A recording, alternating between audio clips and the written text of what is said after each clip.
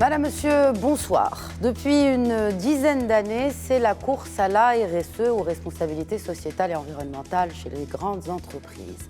Un concept qui s'est transformé en véritable enjeu de compétition qui permet de juger, ou je dirais jauger, les préoccupations sociales, environnementales, éthiques ou encore de développement durable de ces entreprises. En somme, autant de valeurs mises en avant pour vanter le caractère responsable et citoyen de leur activité. Au Maroc, comme ailleurs dans le monde, le label de la RSE revêt une importance majeure, mais une vraie politique RSE reste limitée aux grandes entreprises et autres filiales des multinationales opérant dans le royaume. Pour les cas que nous discutons ce soir, il est question de mener des opérations d'envergure pour encourager l'action citoyenne et volontaire à travers la société civile et une entreprise. Pour quelles raisons les résultats sont-ils atteints? À quoi sert la RSE dans le business? Comment l'action associative est-elle organisée conjointement avec ces entreprises? Et comment ces actions peuvent-elles aider à améliorer le timide score du Maroc dans l'indice de développement humain PNUD de l'ONU, où le Royaume vient d'être classé 121e sur 189 pays mesurés? Ces questions et bien d'autres auxquelles nous tenterons de répondre en toute transparence dans cet épisode d'Éco-Débat en compagnie de nos invités. Tout d'abord, pour représenter l'opérateur télécom Inouï, sa directrice de la communication corporate et RSE, Kenza Bouziri, bonsoir et bienvenue. Bonsoir, merci pour l'invitation. Côté société civile, j'ai le plaisir d'accueillir le fondateur de l'association IDMAJ pour les enfants à besoins spécifiques. Abdelrahman Ben Brahim, bonsoir et bienvenue à vous aussi sur ce plateau. Merci pour l'invitation. Également pour représenter un collectif, cette fois, le collectif des citoyens. Loubna Zmouri, la directrice des opérations de ce collectif. Madame Zmouri, bonsoir et bienvenue. Bonsoir, merci beaucoup pour l'invitation. Alors, on commence avec cette actualité qui concerne donc cette deuxième édition de Diridik Summit qui s'est tenue le dimanche dernier, le dimanche 8 décembre à Casablanca, avec la participation de 600 bénévoles et associations. Alors, Madame Bouziri, tout avait commencé en 2011 avec la campagne Diridik. Comment les choses ont-elles évolué pour devenir un sommet qui se tient donc, qui a tenu donc sa deuxième édition ce mois de décembre? Alors, tout d'abord, Diridik est l'initiative de l'engagement citoyen de Inouï. En fait, tout simplement, en ayant une cible jeune importante, on voulait comment mobiliser les jeunes. Et on sait que les jeunes ont du temps et pas forcément de l'argent. Et donc, du coup, nous avons lancé en 2011 l'initiative Diridik, qui est tout simplement la mise en relation entre les associations et les bénévoles. Donc, on a eu plusieurs actions tout au long de ces 8 dernières années. Bien sûr, on a réhabilité plusieurs associations. On a dernièrement aussi, on a réhabilité des quartiers et des écoles. Quand on dit on a réhabilité, en fait, on est juste le logisticien qui met en place. C'est bien sûr c'est les associations et les bénévoles qui travaillent ensemble. On est ceux qui mettons en musique, on va dire, tout ça. Et bien entendu, avec le temps, on a essayé on a commencé dans des grandes villes, on était après en région. Et ce qui est important, c'est qu'il faut qu'on se pose aussi des questions pour se renouveler. Et il nous manquait en fait une occasion, un événement pour réunir en fait les associations, des bénévoles aussi, et qu'il y ait aussi une reconnaissance de ces associations. C'est un premier pas. Donc on a lancé le Diridik Summit l'année dernière. Cette année, c'est la deuxième édition qu'on consolide. Et donc on est là pour échanger avec les associations, avec les bénévoles, avec en tout cas la société civile, autour de débats, de panels et de thématiques précises. Et d'avoir en tout cas le retour d'expérience. Donc ça, c'est une première partie, on va dire, de ce Diridik Summit. Et la deuxième, et en tout cas, c'est célébrer ces bénévoles à travers des récompenses, puisqu'on fait un appel à candidature des projets et un appel au vote ouvert au grand public. Et du coup, on récompense 5 associations. C'est une récompense symbolique, mais qui montre tout le travail qui a été fait dans l'année pour ceux qui ont concouru à cette compétition. Cette approche disons, de mettre en contact les associations et les bénévoles est-elle différente des autres approches en ce qui concerne en matière de RSE, par exemple? Oui, en tout cas, c'est la seule qu'on connaît. On aime bien être innovant et faire des choses différentes. Aujourd'hui, oui, parce que on a une plateforme d'Iridic.ma qui est la plateforme de mise en relation entre ces bénévoles et ces associations. C'est ouvert à toutes les associations qui veulent publier leurs projets et c'est très simple. Après, on a une base de données de bénévoles qui ont participé à des actions, qui se sont inscrits. Et il y a des actions tout au long de l'année, tous les mois, pour avoir comment dire, s'il y a des associations qui veulent avoir 5-10 bénévoles, elles vont publier. Après, nous, on fait en sorte de relancer notre base pour qu'elles puissent participer. Alors, Loumtaz Mouri, selon donc le collectif Les Citoyens, l'objectif premier est, je cite, pour œuvrer pour mieux vivre et agir ensemble. Alors, le sentiment de citoyenneté vit des moments un peu difficiles en ce moment. Comment, justement, quelle est votre démarche pour œuvrer à un meilleur sentiment de citoyenneté chez nos concitoyens marocains ? Notre démarche principale, c'est de montrer qu'il y a déjà des choses qui existent et que la citoyenneté, contrairement à ce que l'on pense, n'a pas totalement disparu au Maroc. Au contraire, elle n'est juste pas très visible. Et notre rôle, justement, c'est de la rendre visible, de mettre en lumière des individus ou des organisations ou des entreprises ou des institutions publiques qui font des choses réellement remarquables et qui ont un vrai impact sur le terrain, mais qu'on ne voit pas beaucoup. Et donc de montrer au reste du public qu'il y a encore des choses à faire et que chacun peut s'engager à son niveau, à toutes les échelles et à tout ce qui permet d'apporter un réel changement à la situation actuelle. Donc c'est pour ça qu'on travaille beaucoup avec les jeunes, notamment, pas seulement, mais beaucoup avec les jeunes. On monte des programmes d'empowerment et de renforcement des compétences, des capacités et surtout de renforcement du leadership. Donc ce qu'on fait, c'est qu'on a un réseau qui s'étend sur tout le Maroc, sur les 12 régions du Maroc, grâce à des bénévoles. Là aussi, c'est là où on voit l'importance du bénévolat aujourd'hui chez les jeunes. Donc ce sont des jeunes qui nous accompagnent pour mettre en place des plateformes d'expression libre, sans tabou, à travers toutes les régions du Maroc, y compris des petites communes rurales où les jeunes ne sont pas vraiment écoutés et entendus. Et à travers ces plateformes, nous avons la possibilité déjà de tâter un peu le terrain, le pouls de cette société, de savoir quels sont leurs réels besoins, leurs réelles attentes par rapport à leur région, par rapport à leur avenir et à tout ce qui s'offre à eux comme possibilité d'épanouissement. Et nous avons aussi la possibilité de repérer des leaders potentiels et de les aider à émerger et à devenir des vrais acteurs de changement dans leur propre communauté. Voilà, donc on les accompagne avec des sessions de formation dans des sujets qui sont liés au développement humain, que ce soit la démocratie participative ou des soft skills. Une d'ailleurs de ces formations qui commence incessamment sous peu, détrompez-moi si Exactement, on a le programme donc Parole aux jeunes qui s'adresse principalement aux jeunes pour les aider à monter en compétences et pouvoir se représenter dans les médias, porter leur voix, la voix de la jeunesse dans les médias. Donc ce sont des programmes, on vient de lancer d'ailleurs notre premier appel à candidature sur tout le Maroc pour tous les jeunes qui ont envie d'être représentés dans les médias pour venir contribuer à un programme d'accompagnement, de formation, de montée en compétences principalement au niveau du leadership. C'est-à-dire avant de donner la parole aux jeunes, on les accompagne justement pour qu'ils prennent cette parole et qu'ils la prennent bien. Alors on reste dans la jeunesse. Abdelrahman Ben Brahim, donc vous êtes fondateur de cette association IDMAJ. Parlez-nous un peu plus de cette association qui accompagne les enfants à besoins spécifiques. C'est une association qui a été créée en 2006 dans des classes intégrées, dans une école primaire. À l'époque, c'était difficile d'avoir des classes dans une école normale. Vous parlez du secteur public, bien évidemment. Oui, voilà, du secteur public. Donc, je me suis battu pour avoir quelques classes, pour placer quelques enfants.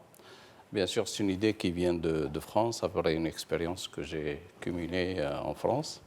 J'ai vu comment ça se passe, je me suis dit, pourquoi ne pas faire profiter justement les mamans et les papas justement de cette expérience. Et donc on avait commencé par 5 enfants, des éducatrices que nous avons formées sur le tas par des professeurs qui venaient de France d'ailleurs pour leur apprendre les techniques justement d'apprentissage parce que ce sont des enfants autistes.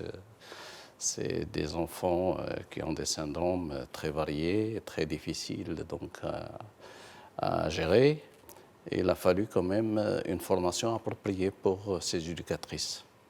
C'était ça la préoccupation première et on a commencé. Maintenant, nous avons une centaine d'enfants répartis sur 2 centres, une soixantaine donc, de moins de 14 ans donc, qui sont toujours à l'école primaire. Certains intègrent, bien sûr, ont pu intégrer l'école normale. Ils ont évolué, bien sûr, parce qu'ils ont... Parce qu'in fine, c'est idmage, donc si on traduisait, c'est l'insertion. L'insertion. C'est cela, donc finalement, ils ne sont pas mis de côté, voilà. Mais on les insère également, on les accompagne pour pouvoir les insérer avec d'autres classes normales. S'il y a possibilité, oui, bien sûr. Il y a des enfants qui évoluent plus vite que d'autres. Ça, le secret, on ne sait pas pourquoi. Je n'essaie pas de montrer que nous avons réalisé des miracles, mais c'est ça ce qui s'est passé, en tout cas. Quelques enfants évoluent, d'autres non. Et puis ceux qui n'évoluent pas à la même vitesse, ils restent encore dans le centre. Et puis bon, jusqu'à ce qu'ils puissent évoluer davantage. Et à ce moment-là, on peut les intégrer dans l'école. Sinon, on peut les intégrer dans des métiers. Et là, donc, c'est l'autre centre qui s'en occupe. On a créé des activités qui sont faciles pour ces enfants. Et combien sont-ils? On parle de combien d'enfants aujourd'hui, M. Benbrahim? Pour le centre? Oui. Pour le centre, nous avons une centaine. Très bien. 60 dans l'école et une quarantaine dans l'autre centre. Et ça se limite à la région de Casablanca ou il y a d'autres villes du Maroc qui sont concernées également? Pour le moment, justement, moi, l'idée, c'était de monter des petites structures parce que ce qui marche le mieux pour ces enfants, c'est les petites structures, pas les grands centres. Je souhaite justement créer d'autres petites structures dans déjà différentes provinces pour que d'autres enfants puissent en profiter. Parce qu'il y a beaucoup d'enfants qui sont à la maison et qui ne profitent pas d'une prise en charge appropriée. Très bien. Alors, nous allons revenir en détail, n'est-ce pas, sur votre également mode opératoire et comment justement cette association marche.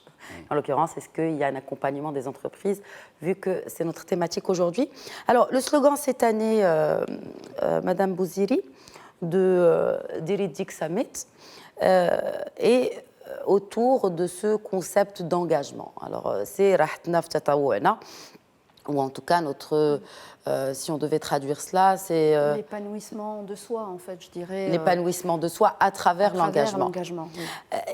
Est-ce que vous sentez, depuis le lancement en 2011 de la campagne Idiritique, que les Marocains sont engagés bénévolement?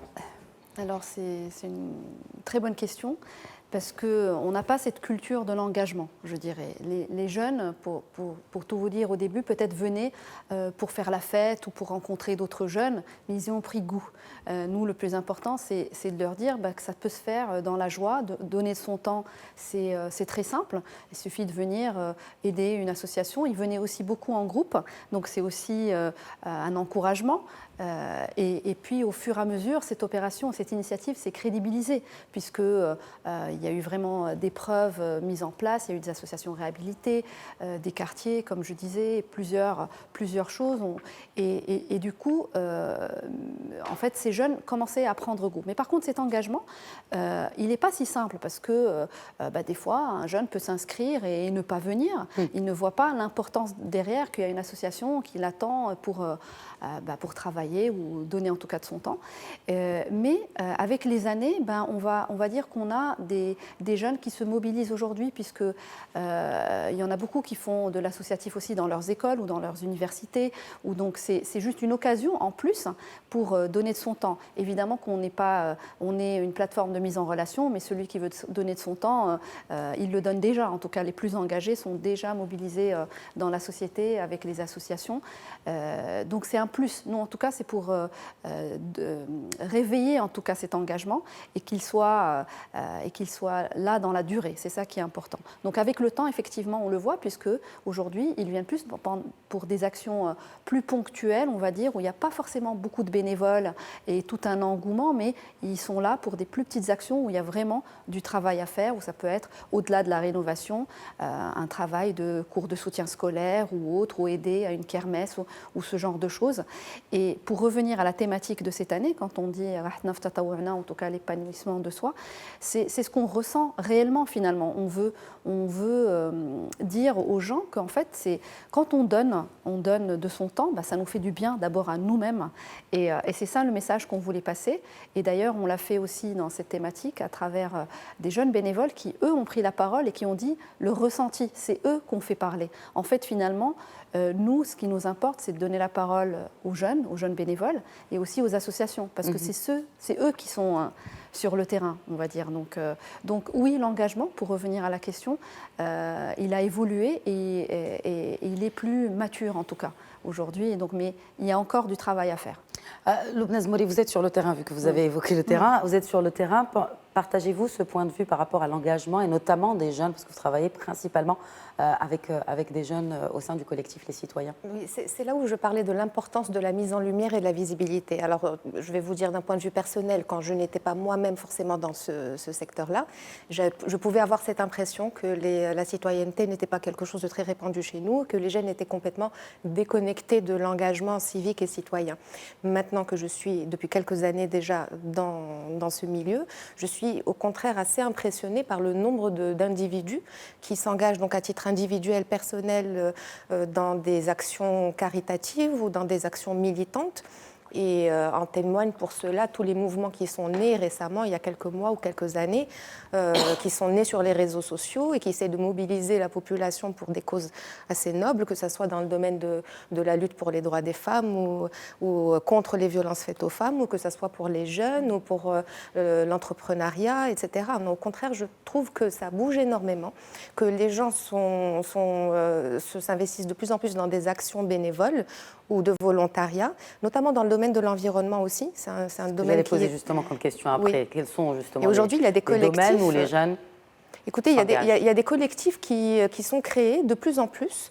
Il y a des associations de jeunes et de moins jeunes qui sont très actifs dans le domaine de l'environnement, effectivement, que ce soit d'un niveau opérationnel, qui sortent dans la rue et qui ramassent les déchets, etc., ou à un niveau peut-être un peu plus macro, qui s'investissent dans tout ce qui est plaidoyer en faveur de la protection de l'environnement, mais aussi pour le droit des femmes, et ça on le voit beaucoup. Il y a beaucoup de mouvements de jeunes femmes et de jeunes hommes donc, qui se sont mobilisés récemment sur les réseaux sociaux, qui commencent à porter leurs fruits, qui commencent à déposer des pétitions au niveau du Parlement, qui défendent l'image du Maroc aussi à l'étranger, qui reçoivent des prix.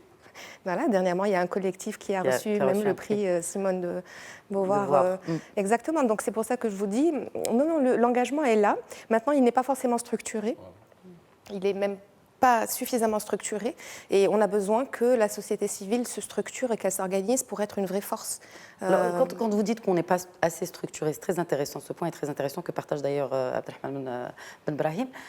Est-ce que vous pensez que les associations marocaines ont besoin justement d'accompagnement, comme vous disiez tout à l'heure par rapport à l'accompagnement de ces jeunes pour prendre la parole? Tout à fait. Elles ont besoin d'accompagnement pour travailler de manière je ne dirais pas professionnelle, on ne travaille pas au sein d'une association comme au sein d'une entreprise, mais au moins de manière organisée, structurée.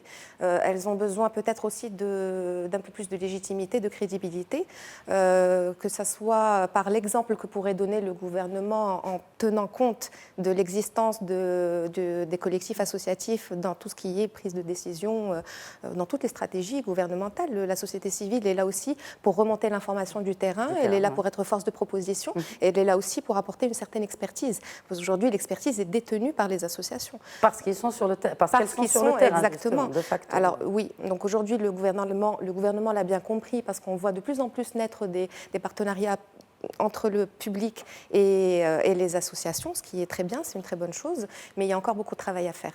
Alors, Abdelrahman Ben Brahim, quand on parle d'organisation, vous êtes fondateur d'une association.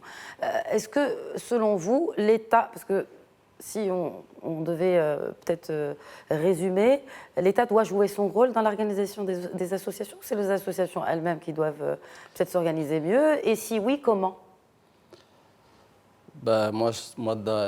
Jadis, c'était les maisons des jeunes. C'est-à-dire, les maisons des jeunes, ils jouaient un rôle. L'école jouait un rôle. Je pense que ça s'est estompé pendant un certain temps. Et c'est ça qui cause justement les problèmes dont on vient de parler. Et maintenant, je pense qu'il y a une sensibilisation. Les jeunes, ils sont plus ou moins sensibilisés à ce type de problème. D'ailleurs, même pour nous, les éducatrices, quand on les a ramenés s'occuper de ces enfants autistes, au début, c'était pas évident pour eux. Ils enseignaient à des jeunes normaux. Maintenant, c'est un acte citoyen. Ce n'était pas facile de les convaincre pour qu'ils s'occupent de ces enfants au début. La formation est venue après, mais c'était difficile.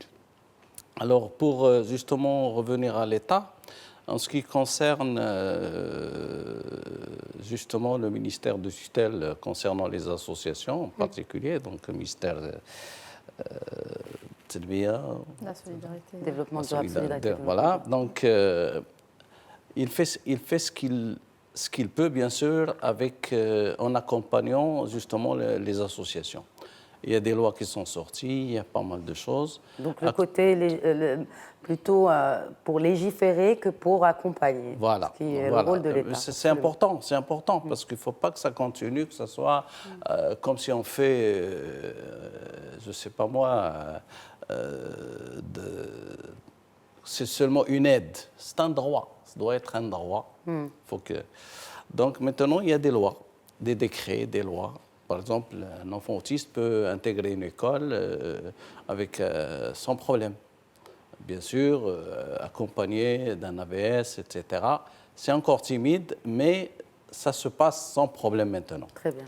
C'est clair et net, le délégué est au courant, les directeurs sont au courant, etc. Donc, c'est quand même un pas géant.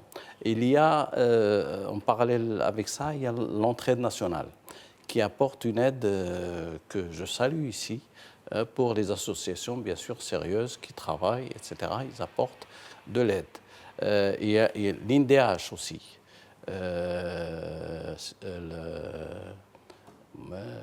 L'association... L'Initiative nationale de développement humain. Oui, c'est ça, l'INDH. Et puis, moi, c'est cette Khamis. Donc, aussi, elle fait ce qu'elle fait. Elle fait un travail gérant. Très bien. Alors, ces institutions étatiques font un travail géant. Vous avez soulevé ce point de loi. Est-ce qu'aujourd'hui, au Maroc, nous disposons d'une loi qui régit justement ce côté de RSE Kenza Boussir? Alors non, aujourd'hui ce n'est pas imposé, il n'y a pas de loi et ce n'est pas imposé aux entreprises. Chacune est libre en fait de gérer comme elle le souhaite sa gouvernance, mais c'est pris en compte effectivement dans les grandes entreprises ou les grandes structures, mais c'est important parce qu'en fait c'est quoi? C'est de la responsabilité sociale d'entreprise, c'est être responsable. C'est une entreprise qui est responsable et qui s'engage, on va dire, dans son domaine vis-à-vis de la société, mais qui n'est pas antinomique, en tout cas, avec son objectif qui est en entreprise privée, qui est là pour générer du bénéfice. Exactement, c'est ça ce qui est important. C'est pas du mécénat. Le mécénat est complètement différent. Le mécénat, c'est des fondations qui vont donner de l'argent, qui ont des causes qu'elles défendent, et là, c'est vraiment du don d'argent. La responsabilité sociale d'entreprise, c'est tout à fait autre chose.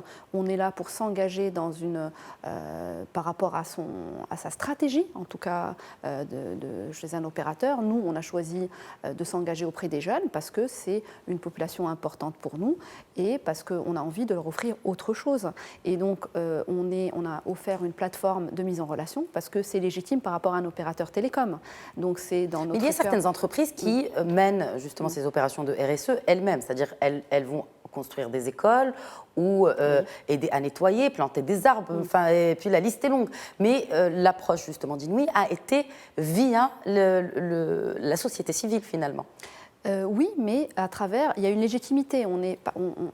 Cette initiative d'Iridic, elle est là pour mettre en relation, parce que nous-mêmes, nous sommes un opérateur télécom et nous mettons en relation, en tout cas les gens. Donc quand je disais la légitimité, il faut pas que ça... pourquoi je choisirais d'aller planter des arbres ou d'aller nettoyer des plages ou autre. Quand on a cette légitimité, c'est encore plus fort. Et nous, c'est là ce qu'on a entrepris, c'est d'être en relation, en tout cas, de donner cette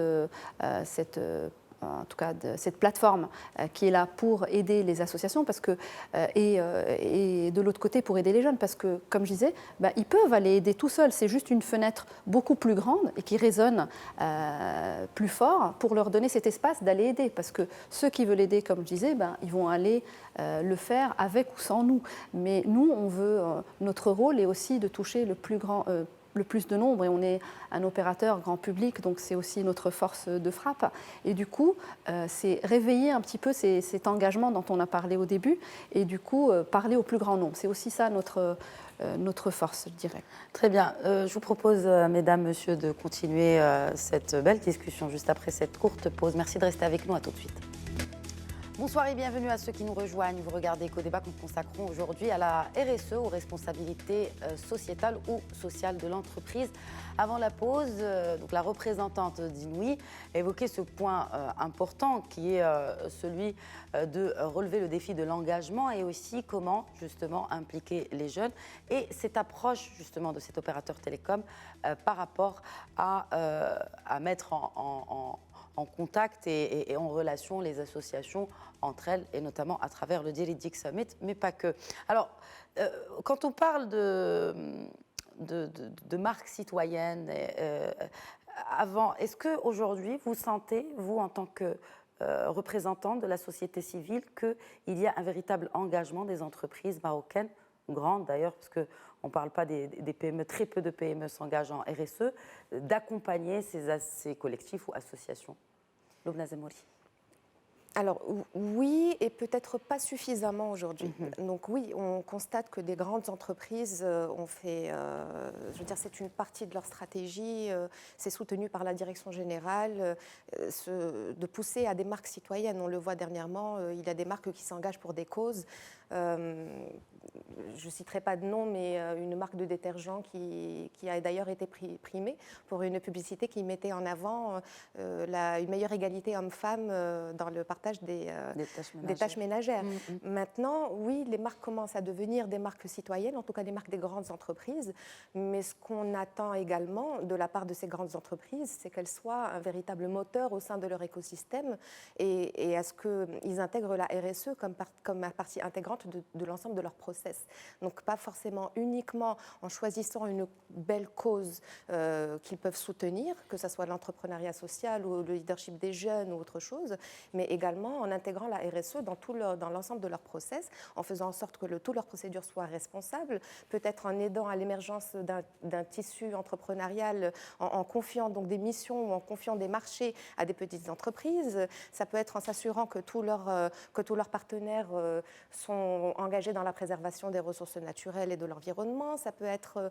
la RSE impacte l'ensemble des fonctions d'une entreprise et pas uniquement une direction marketing ou communication. Donc c'est là où effectivement on attend un peu plus d'engagement de la part des entreprises parce que ce sont elles qui au final vont mettre en pratique toutes les dispositions de l'État et toutes les stratégies publiques dans les enjeux majeurs du Maroc. Quand on parle par exemple des droits des femmes et du taux d'activité des femmes, finalement c'est au secteur privé de mettre en place des procédures RH qui sont favorables aux femmes, de pouvoir recruter un peu plus de femmes dans des emplois qui ne soient pas forcément que des emplois support, mais aussi des emplois techniques. C'est là où on les attend également. On attend d'eux qu'ils mettent en place des procédures RH qui permettent l'épanouissement et l'évolution de ces femmes. Donc oui, c'est déjà un très bon début. Il ne faut pas oublier que la RSE, de toutes les manières, de manière générale, dans le monde entier, on se cherche encore. On cherche encore entre le mécénat, donc c'est un excellent début. On est très heureux de voir les grandes entreprises qui feront des choix, des réels choix, parce que la citoyenneté, c'est aussi choisir. On est citoyen, on va voter, on choisit de se mobiliser pour une cause et pas pour une autre. Mais on aimerait que les entreprises soient un peu plus une locomotive pour des enjeux sur lesquels le Maroc est engagé à travers les ODD, à travers pas mal de conventions internationales qui ont été ratifiées, etc. Voilà. Kenza Boussiri, est-ce que les chargés de ces questions de RSE dans les entreprises sont-ils en déconnexion des restes des services, notamment financiers? Est-ce qu'on ne les voit pas un peu comme, notamment, c'est peut-être un amalgame intergénérationnel ou que... je ne parle pas pour votre exemple, enfin, en tout cas l'exemple de l'entreprise que vous représentez, mais pensez-vous qu'ils sont un peu perçus comme des ovnis, des ovnis, absolument? Non, déjà, je rejoins ce que disait Loubna Zemmouri dans le sens où effectivement, là, ce qu'on voit, c'est les initiatives portées vers l'externe. Mais effectivement, il y a beaucoup de choses qui se font aussi en interne et qui touchent un volet important au niveau des ressources humaines. Il y a bien sûr des achats responsables, donc je rejoins ce point-là. Évidemment, on a des chartes internes pour tout ce qui est achat responsable, tout ce qui est éthique, tout ce qui est équité, hommes, femmes, etc. Donc on œuvre aussi dans ce domaine, mais ça ne se voit pas vis-à-vis de l'extérieur. Donc il y a tout ce volet-là qui existe, mais évidemment qui n'est pas visible. Et l'autre, le plus important, c'est celui de l'engagement social qui est visible. Donc déjà, pour y répondre, oui, il y a beaucoup d'actions qui se sont faites et on a besoin aussi c'est une motivation aussi pour les collaborateurs. Donc c'est des personnes qui travaillent avec toutes les directions et il y a aussi bien sûr un engagement du top management, c'est très important d'aller dans cette direction-là. Donc oui, donc il y a des choses qui se font mais qui ne sont pas visibles. Et l'autre exemple aussi, Loubna Zemmouri a cité de travailler avec des plus petites structures où c'est des choses qu'on fait, on gère aussi, on a parlé de l'entrepreneuriat social mais on a aussi l'entrepreneuriat innovant et un de nos objectifs aussi est de travailler avec des startups, leur donner cette chance de travailler avec des grandes structures et avoir des process un peu plus allégés pour pouvoir répondre à des appels d'offres ou des consultations de grandes entreprises. Donc oui, on va dans ces démarches-là et on sera... Beaucoup plus d'entreprises vont aller dans ce sens-là parce que c'est ce qui va créer de l'emploi et c'est ce qui va élargir aussi cet entrepreneuriat innovant de start-up. Donc il faut aller dans ce sens-là. Oui. Alors, entrepreneuriat, il y a aussi cet aspect social et sociétal. Est-ce qu'aujourd'hui, Abdelrahman Ibrahim, l'association IDMAJ, jouit-elle d'un soutien? Est-elle accompagnée par une entreprise ou des entreprises? Le seul contact, malheureusement, que nous avons avec l'entreprise, c'est celui d'Inouï par le biais d'Iridic. Pour le moment, on n'a pas eu. Moi, est-ce que vous les démarchez? C'est un peu difficile. C'est un peu difficile. Il y a des fondations, bien sûr, au sein des grandes structures, mais leur souci, il est ailleurs. Ils font de belles choses, mais peut-être pas au niveau des associations de notre type. Moi, ce que je souhaite justement, toujours dans la démarche RSE, c'est que ces entreprises font comme ce qui se fait un peu dans le monde pour ces jeunes qui ont des difficultés justement de s'intégrer dans la société, de monter quelques unités adaptées où ils peuvent justement avoir un travail, ne serait-ce que quelques heures par jour, à leur rythme. Et ça se fait à l'extérieur, par exemple en Belgique, en Allemagne.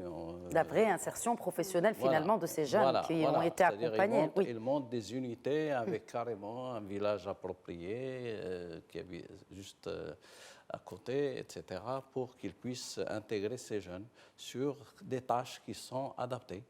Par exemple, je ne sais pas moi, emboîter, des tâches répétitives. Pour les autistes, par exemple, aux États-Unis, ils les utilisent carrément, ils sont à Silicon Valley. Carrément, ils sont dans l'informatique, ils sont dans... Ça, moi, ce que je souhaite. Et c'est une valeur ajoutée aussi pour l'entreprise, parce que ça fait aussi...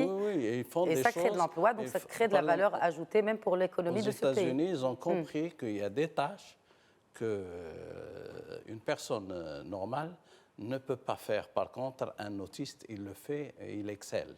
Donc, ils choisissent là où ils placent un autiste à la place de quelqu'un de normal. C'est extraordinaire et ça marche très, très bien. En Belgique, ils font carrément des ateliers, mais vraiment d'industrie, disons, on peut dire même lourde. la chaudronnerie, etc. On voit des autistes, des trisomiques, etc. qui Ce n'est travaillent. pas le cas aujourd'hui au Maroc. Ah non, on est loin. On est loin. Moi, je dis, c'est mon souhait. Nous, on est en train de monter des ateliers, justement, où ils puissent s'épanouir. Je souhaite monter, justement, un genre de restaurant, pâtisserie, où ils peuvent être actifs et ils peuvent vendre leur travail. Ce qui se fait déjà à travers, justement, Il y a quelques associations. La fondation Mohamed V, et notamment dans cet aspect de restauration. Alors, il y a une question qui m'interpelle, puisque vous parlez de cela. Combien ça coûte la RSE à une entreprise dans un budget de fonctionnement? Combien ça coûte? Puisqu'on est dans une émission économique. Ce qui est important, c'est, moi je dirais, quelles sont les retombées finalement pour ces. Quand on Alors combien on s'engage. investit et après on pourrait parler sur le retour sur investissement. On investit pas mal, mais c'est important aussi cette mise en relation, cette initiative. Et d'ailleurs, on parle de Diridik, mais on a d'autres choses aussi. Oui. On a une plateforme d'éducation, Imadrasa, on s'engage pour l'entrepreneuriat auprès des startups. Aujourd'hui, ça coûte, mais les retombées sont positives. Si je parle pour notre... Une fourchette de budget, par exemple. Après, je ne vais pas vous donner une fourchette Très de bien. budget, hein, pour être clair, mais c'est comment dire, c'est un axe de communication. C'est c'est une autre manière finalement Très de bien. communiquer. Très bien. Donc, Et les retombées? les retombées, je dirais, sont positives. Aujourd'hui, Inouï est perçue comme une entreprise citoyenne. Donc, dans les différentes études qu'on peut faire, ça sort vraiment spontané. Donc, c'est plutôt quelque chose de positif. Et ça nous encourage à aller de l'avant et de négocier notre budget. Donc, C'est difficile de négocier un budget RSE dans une entreprise. difficile de négocier tous les Tous les budgets. dans une entreprise. Très bien. Alors, justement, puisqu'on parle de budget, Loubna Zemmouri, vous menez beaucoup d'actions sur différents axes. Alors, vous avez cité tout à l'heure ce côté de parité. Il y a, bien sûr, on reste dans les jeunes, des ateliers de formation. Comment vous faites pour justement mener autant d'actions sur le terrain avec ces jeunes-là? On compte beaucoup sur les partenariats. Donc d'ailleurs, c'est là où effectivement la société civile a intérêt à s'organiser, c'est d'apprendre à travailler ensemble. Donc, on se positionne un peu comme un fédérateur des bonnes volontés. Donc on a noué beaucoup de partenariats. Par exemple, on travaille beaucoup avec les enseignants du système public. On est très actifs dans l'éducation parce qu'on considère qu'ils sont victimes de bashing au niveau au niveau public. Je veux dire, l'enseignant au Maroc aujourd'hui, c'est une profession qui n'est pas très valorisée à juste titre, alors qu'il y a beaucoup d'enseignants qui font un très très bon travail et qui ont envie de renforcer leurs compétences pour faire encore un meilleur travail. Et donc, on a établi un partenariat avec la Fondation HEM et on a créé avec eux, en collaboration avec eux, l'université citoyenne spéciale enseignants. Et donc, ce sont des séminaires qui se tiennent une fois par an. On l'a fait à Casablanca, on l'a fait à Tanger également. Ce sont des séminaires qui rencontrent beaucoup de succès, qui s'étalent sur 9 semaines, qui sont diplômants et qui aident les enseignants. On les considère comme étant la cheville ouvrière du système éducatif. C'est à travers eux que le changement dans l'éducation va venir.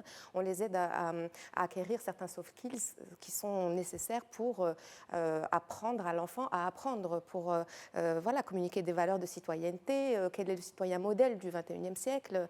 Et ce sont des séminaires qui rencontrent beaucoup de succès, qui montrent que parmi les enseignants aujourd'hui, il y en a beaucoup qui ont envie d'apprendre, qui ont envie d'être accompagnés et qui font vraiment de très belles choses. On y arrive aussi parce que, comme je vous ai dit, on compte sur les partenariats, on compte beaucoup sur les individus également.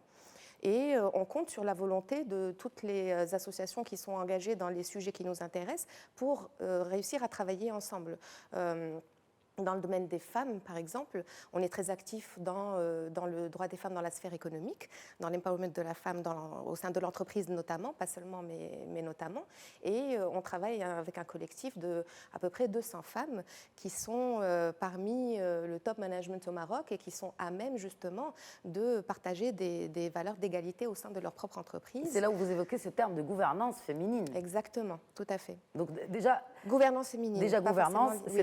c'est un grand chantier dans notre pays. Exactement. Et puis la place de la femme dans l'entreprise est un grand chantier dans le monde entier, j'ai envie de dire. Alors, gouvernance féminine, pourquoi ? Oui, pourquoi? Parce que c'est prouvé aujourd'hui, les études sont formelles et sont unanimes, que quand vous avez des femmes dans les autres instances de gouvernance des entreprises, l'entreprise est forcément plus rentable et le niveau de paix sociale est beaucoup plus élevé. Donc voilà, s'il fallait juste parler en termes de chiffres de rentabilité, de productivité, les chiffres sont là et sont assez unanimes. Maintenant, nous vivons dans une société qui n'est pas facile, qui n'offre pas un environnement très facile pour les femmes, une société qui est très patriarcale et qui met sur les épaules des femmes beaucoup de responsabilités, qu'elles soient des responsabilités professionnelles et responsabilités familiales, et qui fait que les femmes, à un moment donné, dans leur évolution, se retrouvent face à un choix. Est-ce qu'elles doivent privilégier leur carrière? Est-ce qu'elles doivent privilégier leur famille? Est-ce qu'elles doivent privilégier tout le travail non rémunéré qu'elles font à côté?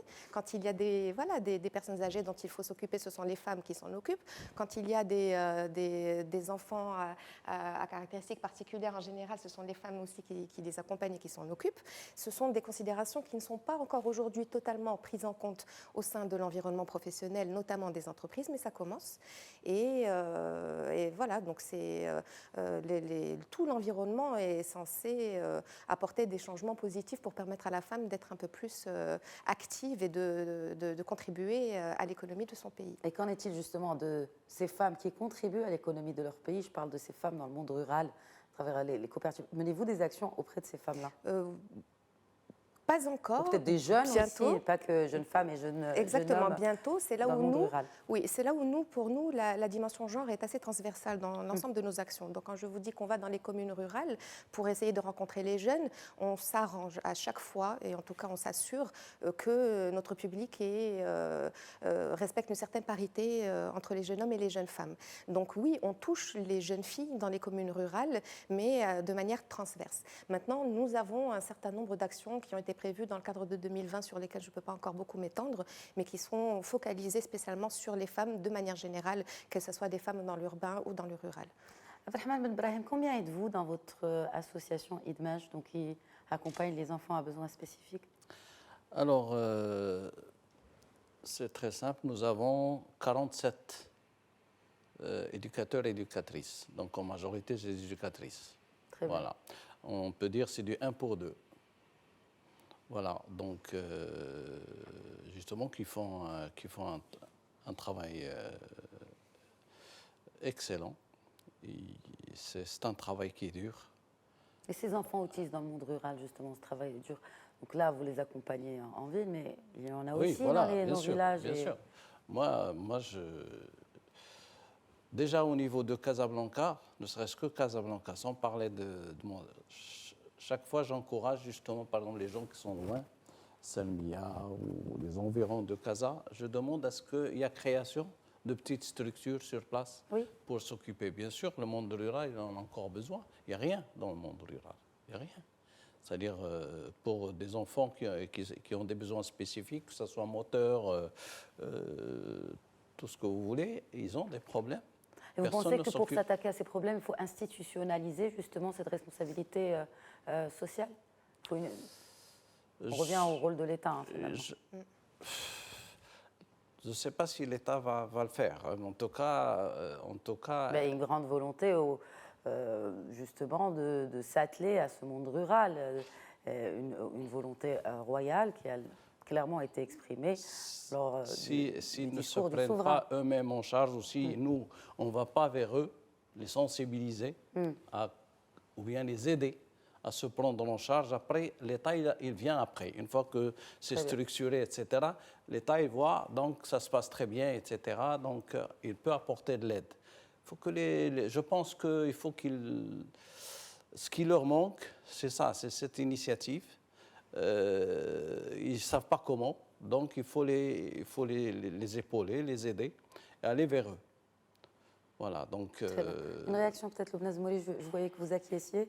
Oui, par rapport au monde rural, parce que bon, c'est une problématique très importante aujourd'hui. On a encore 40% de la population marocaine qui est dans le rural, et il est temps de se poser la question réellement de qu'est-ce qu'on veut faire. Est-ce qu'on veut carrément que le Maroc accompagne l'exode rural de manière structurée, organisée, ou est-ce qu'on ne veut pas d'exode rural et on veut maintenir donc les gens dans le rural, parce que c'est une valeur ajoutée qui est absolument fondamentale.